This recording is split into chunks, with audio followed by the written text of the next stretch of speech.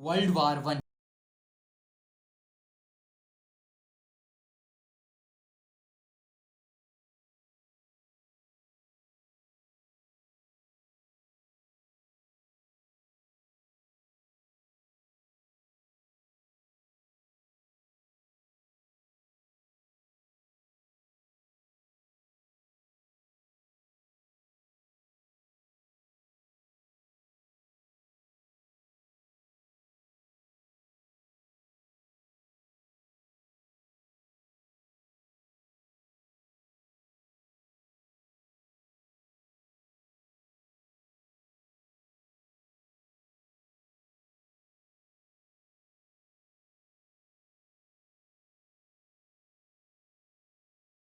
World war 1 एक ऐसी war जिसमें लाखों से लेकर अरबों जाने चली गई थी।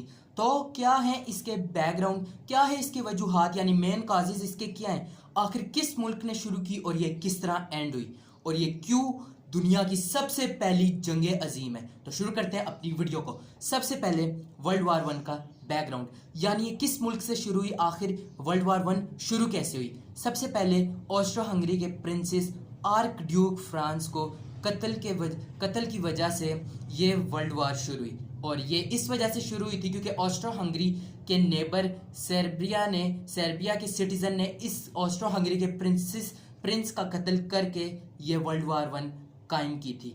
अब ऑस्ट्रो हंगरी इसी ताकुब में था, मतलब वो सर्बिया से जंग करे और उसका लैंड अपने अंडर कर ले।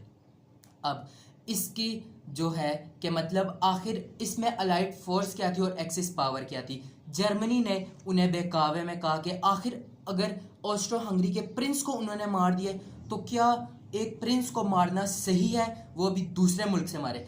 और आखिर आप लोगों के दिमाग में यही आ रहा होगा कि हमारे दुनिया में यानी मुल्क में कितने ही पॉलिटिशियन ऐसे हैं जो बाहर के मुल्कों से मारे गए हैं। तो आखिर वो उस टाइम वार्स नहीं हुई, तो इस वजह से क्यों वर्ल्ड वार 1 शुरू हुई थी। ये मेन वजह ये थी कि मतलब पीछे से तो आग लगी हुई थी, आग को सिर्फ एक चिंगाड़ी की तलाश थी जिसकी वजह से वो पूरी दुनिया में फैल सके। और वो चिंगाड़ी इस तरह लगी जिस टाइम प्रिंस आर्कड्यूक फ्रांस का कत्ल कर दिया था सर्बिया वालों ने। अब उसके बाद जर्मनी ने कहा कि मतलब प्रिंस का एक कत्ल हो गया ऑस्ट्रो हंगरी के, तो आखिर ऑस्ट्रो हंगरी यूं क्यों बैठे, उन्हें तो एक वॉर करके उनको ख़त्म करना चाहिए। और जर्मनी के इसी प्रोपेगेंडा यानी बेकावे में आकर ऑस्ट्रो हंगरी ने सर्बिया के साथ जंग कर दी थी। हम बात करते हैं कि मतलब इस वॉर में सेंट्रल पावर्स कौन कौन सी थी, मतलब ताकतवर कंट्रीज कौन से थे। ताकतवर कंट्रीज थे ओटोमन एम्पायर, सर्बिया, बेल्जियम और जर्मनी। नहीं, सर्बिया, जर्मनी, बल्गोरिया और उसके बाद ओटोमन एम्पायर। और उसके बाद अलाइज कौन से थे, अलाइज यानी रशिया थी, यूनाइटेड स्टेट्स थी, यूनाइटेड किंगडम मतलब यूके, यूएसए, उसके बाद इटली, फ्रांस और ब्रिटेन। और ख़ास तौर पे जापानीज एम्पायर भी इस वॉर में शामिल थी। वो तो वर्ल्ड वार 2 में भी थी और इस वॉर में भी वो शामिल थी क्योंकि वो तो चाहते थे अपनी टेरिटरी को बढ़ाने के लिए। मतलब सारे ही मुल्क चाहते हैं कि मतलब वो अपनी टेरिटरी को बढ़ा सकें। अब उसके बाद इसके कॉजेज क्या हैं। अब इसके कॉजेज एक वर्ड से जाने जाते हैं जिसका जो वर्ड है मेन। एम से मिलिट्रिज्म, ए से अलाइंसेंस मतलब इत्तेहाद, उसके बाद आई से इम्पेरियलिज्म और एन से नेशनलिज्म।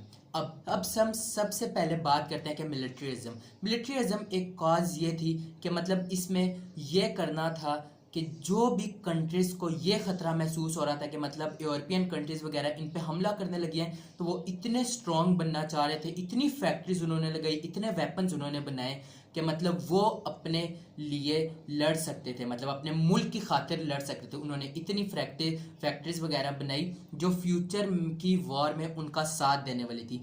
उसके बाद हम बात करते हैं कि वो क्या कहते हैं अलाइसेंस मतलब इत्तेहाद कैसे कॉज बन सकते हैं। इत्तेहाद ये कॉज बना था कि मतलब हर यूरोपियन कंट्रीज़ ने अपने दोस्त मतलब नेबरिंग कंट्रीज़ या किसी और कंट्री के साथ नेबरिंग कर ली थी, मतलब उसने लाइसेंस उसे बना लिया था, या एक तरह से कह सकते हैं एक्सेस पावर। अब इसमें यह हुआ कि मतलब जो पावर्स बनी थी वो आज भी अभी तक उसी तरह एग्जिस्ट करती हैं, जैसे रशिया, सर्बिया, उसके बाद क्या कहते हैं जर्मनी, ऑस्ट्रो हंगरी दोनों दोस्त ही हैं। फिर उसके बाद Russia, France, Britain, Japanese empire और ब्रिटिशर्स।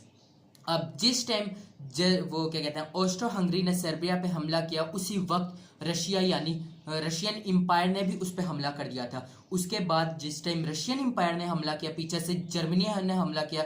जर्मनी ने जिस टाइम हमला किया तो पीछे से डिक्लेयर्ड वार कर दी थी फ्रांस ने भी, और उसके बाद जापानीज एम्पायर ने भी। जापानीज एम्पायर ने जिस टाइम की तो उन्होंने आखिरकार पुल कर लिया था ब्रिटिशर्स को अपने इस जंग में। उसके बाद जो तीसरा काज है वो है हमारे पास कि मतलब वो इम्पेरियलिज्म एक ऐसा था, मतलब इसमें नेपोलियन और इंडस्ट्रियल रेवोल्यूशन से ये नुकसान होने लग गया था। जो जो अपनी कॉलोनी बनाना शुरू कर गए थे, मतलब जिन्होंने इत्तेहाद किया हुआ था कि हम नई एक मुद्दत तक ही करेंगे, उन्होंने ये इत्तेहाद तोड़ना शुरू कर दिया और आखिरकार ये सबसे बड़ी वजूहात बनी। उसके बाद जो मेन वजह वो नेशनलिज्म एक तरह से हम कह सकते हैं प्रोपेगेंडा, मतलब इसमें लोगों ने ये करना शुरू कर दिया था जो समझते थे कि मतलब जिनके पास अपना राइट है, जो अपनी लैंग्वेज बना सकते हैं, जो पॉलिटिकल स्टेट बना सकते हैं, वो ही सिर्फ प्राइम मिनिस्टर और इस वॉर को होल्ड कर सकते हैं। और आखिर उसके बाद हम बात करते हैं यानी इंडिया और पाकिस्तान का इस वॉर में क्या रोल था। उस टाइम तो ये लोग नहीं थे,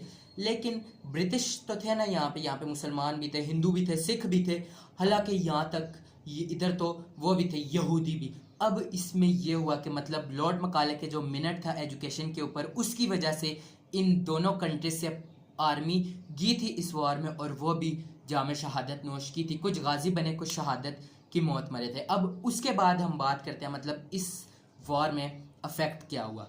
अफेक्ट्स इसमें ये हुआ कि मतलब बहुत सी एम्पायर्स ख़त्म होगी, जैसे Ottoman empire, Russian empire, German empire भी वर्ल्ड वार 2 में ख़त्म हुई थी, लेकिन वर्ल्ड वार 1 के बाद उनका डेक्लाइन शुरू हो गया था। वर्ल्ड वार 2 में एडोल्फ हिटलर ने उन्हें राइज किया, लेकिन उसके बाद भी इन लोगों का डेक्लाइन शुरू हो गया। फिर सर्बिया एम्पायर भी एंड हुई, फिर उसके बाद ऑस्ट्रो हंगरी एम्पायर भी एंड हो गई थी। अब इसमें मेन ख़तरनाक हथियार आ गए थे, मतलब एटमी पावर लोग बनना शुरू हो गए थे।